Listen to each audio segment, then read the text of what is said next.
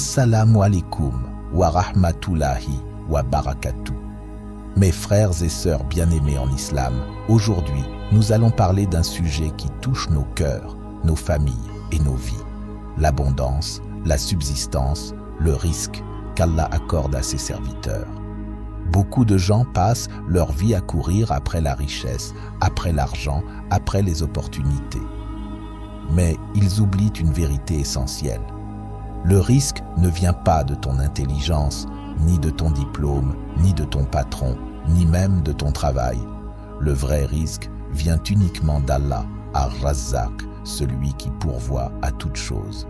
Le prophète nous a dit, si vous placiez votre confiance en Allah comme il se doit, il vous accorderait votre subsistance comme il l'accorde à l'oiseau. Il part le matin, le ventre vide, et revient le soir, rassasié. Rapporté par At-Tirmidhi. Voyez-vous, l'oiseau ne reste pas immobile. Il part chercher, mais il part avec confiance, et Allah lui donne. Aujourd'hui, je vais partager avec vous des rappels, des prières puissantes, des invocations authentiques tirées du Coran et de la Sunna pour attirer l'abondance, mais aussi des conseils pour purifier notre cœur et préparer notre âme à recevoir les bienfaits d'Allah. Première partie, comprendre le risque. Avant de parler de prière, comprenons une vérité. Le risque n'est pas seulement l'argent.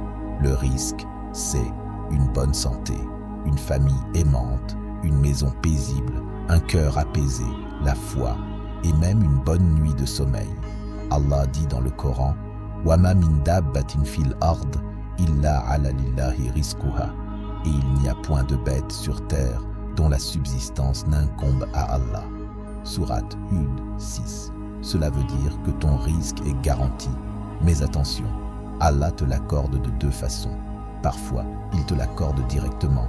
Parfois, il retarde pour t'éduquer, pour purifier ton cœur ou pour t'éloigner d'un mal. Deuxième partie, les clés spirituelles pour ouvrir la porte de l'abondance. Le tawakkul, placer toute sa confiance en Allah. L'istighfar, demander pardon, car les péchés bloquent la subsistance. La sadaqa, donner ouvre la porte des bénédictions. Le prophète a dit, la charité n'a jamais diminué une richesse. Muslim. Troisième partie, les invocations puissantes pour l'abondance. Je vais maintenant partager avec vous des prières authentiques. Dua de Nous alayhi salam pour l'abondance. Rabbi ighfirli wa liwalidayya wa liman dakhala baytiya mu'mina wa lil mu'minin wal mu'minat. Rabbi ighfirli wa liwalidayya wa liman dakhala baytiya mu'minan wa lil mu'minina wal mu'minat. Traduction. Seigneur, pardonne-moi à mes parents et à tout croyant qui entre dans ma maison, ainsi qu'aux croyants et croyantes. Sourate Nuh, verset 28. Le prophète a dit, quiconque s'attache à demander pardon, Allah lui donne une issue à toute difficulté, un soulagement à toute angoisse et lui accorde une subsistance de là où il ne s'y attend pas. Abu Daoud, doua de l'abondance et du bien-être. Allahumma ekfini bihalalika an haramik wa aghnini bifadlika amman siwak. Allahumma ikfini bihalalika an haramik wa aghnini bifadlika amman siwak. Traduction. Ô Allah, suffis-moi par le licite contre l'illicite et enrichis-moi de ton immense grâce, de sorte que je n'ai besoin de personne d'autre que toi. Dua pour attirer le risque le matin. Allahum. Inni as'aluka ilman nafi'an wa rizqan tayyiban wa amalan mutaqabbalan. Allahumma inni as'aluka ilman nafi'an wa rizqan tayyiban wa amalan mutaqabbalan. Traduction.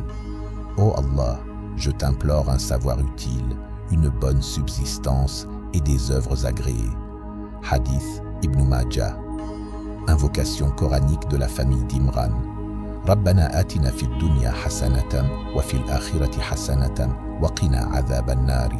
Rabbana atina fid dunya hasana wa fil akhirati hasana wa qina adhaban nar. Traduction. Seigneur, accorde-nous une belle part ici-bas et une belle part dans l'au-delà, et protège-nous du châtiment du feu. Sourate Al-Baqarah 201. Quatrième partie, histoires inspirantes. L'histoire de Maryam alayhi salam. Chaque fois que Zacharia entrait dans son mihrab, il trouvait auprès d'elle de la nourriture. Il lui disait « Ô Maryam, d'où cela te vient-il » Elle disait « Cela me vient d'Allah ». Sourate Al-Imran 37. Preuve que le risque peut venir de manière inattendue. L'histoire du prophète Ayoub alayhi salam. Il a perdu sa santé, ses biens, ses enfants, mais il a gardé sa patience et Allah a rendu son abondance encore plus grande. Cinquième partie. Conseils pratiques pour vivre l'abondance. Toujours commencer sa journée avec une dua, lire Sourate Al-Waqi'a régulièrement, faire sadaqa même petite. Un sourire est une aumône. Remercier Allah chaque soir pour 3 bienfaits reçus. Évitez le gaspillage. Allah n'aime pas les gaspilleurs. Pour conclure, mes frères et sœurs, souvenez-vous, votre richesse, votre santé, votre tranquillité, tout vient uniquement d'Allah, Ar-Razzaq. Ne courez pas derrière la création. Connectez-vous au Créateur. Apprenez à lever vos mains et à dire sincèrement « Ya Razzaq, ouvre pour moi les portes de ton immense abondance. Bénis mon temps, mon argent, ma santé et ma famille. Fais de moi un serviteur reconnaissant et éloigne-moi de l'illicite. » Et croyez-le, quand vous marchez dans ce monde avec cette certitude, les portes de l'abondance s'ouvrent d'elles-mêmes. N'hésitez pas à liker, à commenter et vous abonner à la chaîne pour plus de rappels. Qu'Allah nous assiste. Amin. Assalamu alaikum wa rahmatullahi wa barakatuh.